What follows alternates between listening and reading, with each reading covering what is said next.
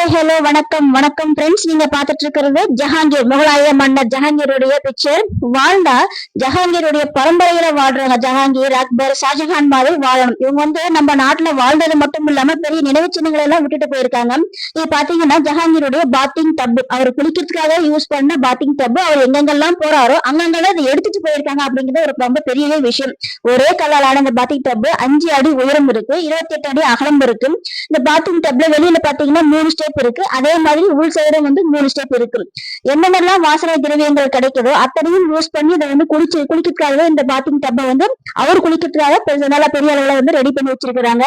இந்த பாத்திங் டப்ல நவரத்தினங்கள் பதிச்சு வச்சிருக்காங்க. அப்போ நிறைய நவரத்தின கற்கள் எல்லாம் பதிச்சு வச்சிருக்காங்க. பட் பிரிட்டிஷ் ஆட்சியில அதெல்லாம் நிறையவே திருடு போயிருக்கு. அதுக்கப்புறம் 1800 சம்திங்ல இந்த கல்லை ஆக்ராவில கொண்டு வச்சிருக்காங்க. ஆக்ரா போர்ட்ல இந்த பாத்திங் டப் இருக்கு பாருங்க. நன்றி, வணக்கம்.